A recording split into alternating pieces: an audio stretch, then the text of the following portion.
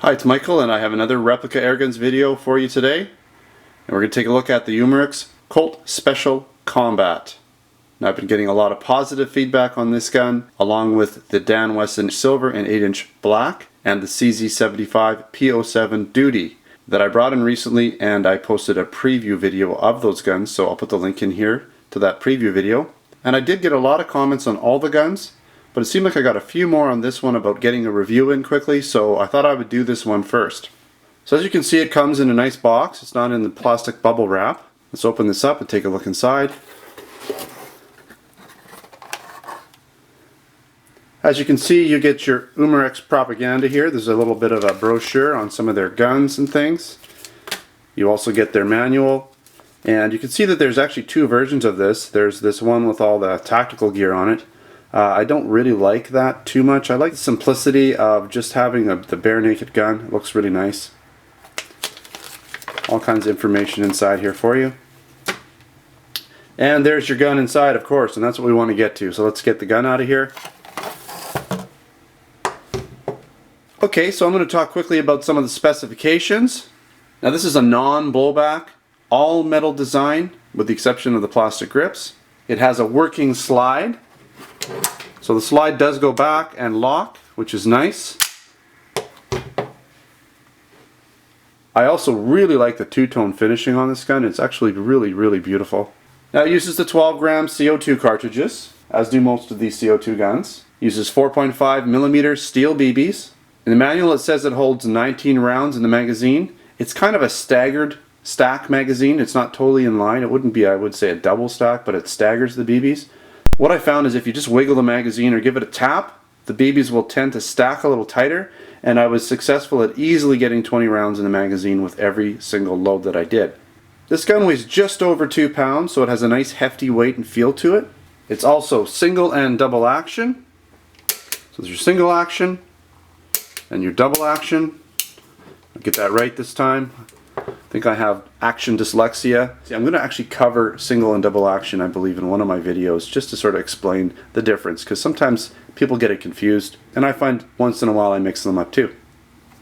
Now, the Colt Special Combat has a claimed FPS of 394 feet per second. I don't know why they just didn't round it up to 395, but they're saying 394. Now, this gun is a really close replica to the actual 1911 styled pistols.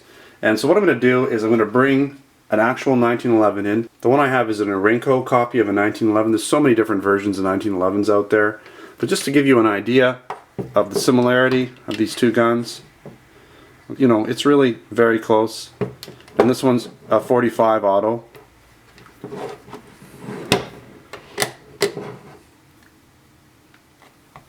Very similar. Obviously the real 45 is a bit beefier, a little heavier, but very similar guns. Nice guns. And another quick comparison I want to do is I have my little Colt Defender that I did a review on earlier. I'll put a link in there right now to this other gun here, this little Colt Defender.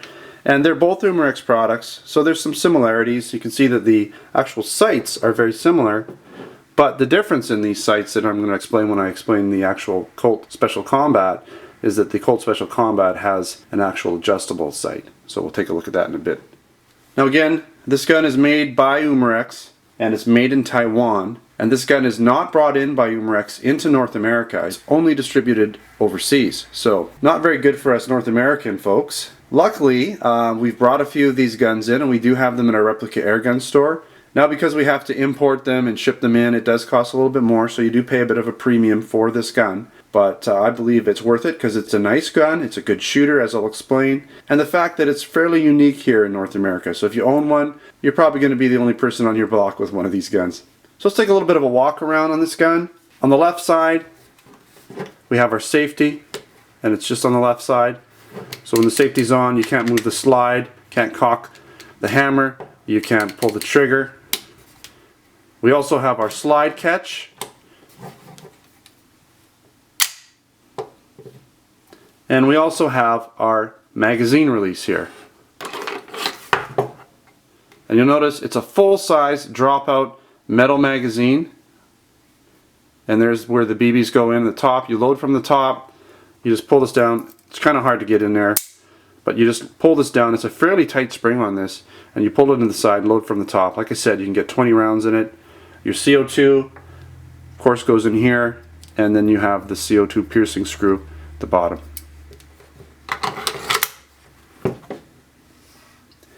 You'll also notice that we have the Colt Special Combat trademarks and licensing on the slide and on the actual pistol grip.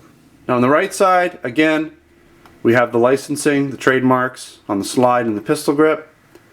The actual pistol grips are plastic. They're simulated wood grain. A couple things that I want to point out is that the rear thumb safety on these, so on a real Colt, you actually have to have your hand on it to pull the trigger and release the hammer. It's like a safety that's built into the actual handle, and that's non-functioning on this gun. The other thing I want to point out is that the trigger is really not at all like the original Colt, and I'll just bring that in. So on an original Colt, you'll notice that the trigger is more of this style. You pull the trigger straight back, whereas with the Colt Special Combat they used more of the traditional trigger on here. So it would have been nice if they had used the actual trigger style that a real Colt 1911 would have used. Let's take a look at the top of this gun, and you can see here we have our ejection port. It's cut out. We have our front sight here, and there's the nice white dot to help you sight it in on dark backgrounds. And then the rear sight, you can see here, it does have adjustments for elevation and windage. You can see the windage screw here and the elevation screw here.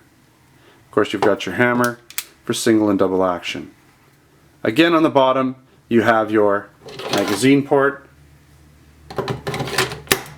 and you'll notice you also have a rail for things like lasers and tactical lights. You'll notice in the front of the barrel it's ported wider like you would see in a real 45, but inside you can see that it has the interior barrel for the BB size barrel. And you know, it's nice that they do that because it does add to the realism, having a recessed inner barrel, so it looks like the barrel is much wider and more realistic and more true to the actual caliber that this gun would have been made in. Alright, so I have a target here for you, and as always I shoot 10 rounds on a target from 20 feet out in a standing position without any type of rest, and I usually do about a 1 to 2 second wait between each shot. And this gun actually did pretty good.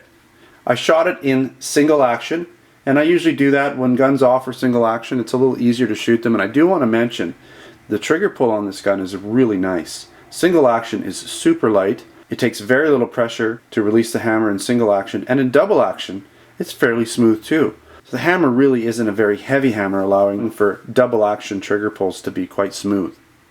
Alright, so you can see here 10 round group, fairly centered, a little to the left, and about a 2-inch group. So most of them were really close to the bullseye. We had 1, 2, 3, 4 that just strayed a little bit off, but still very respectable. And I did my chronograph reading for this gun. Now the claimed is 394, and I did 5 shots with an average feet per second reading of 387. So that's very close to the claimed feet per second. And keep in mind that I'm shooting in rather cool temperatures. So on a warm day, I have no doubt that this gun would reach the 400 feet per second and maybe a little higher. Alright, so let's talk about some of the pros and cons to this gun. Now it's an all metal construction, has a good weight, good feel to it. The added full-size dropout magazine obviously helps with that. It has the working slide, which is a nice touch. See here.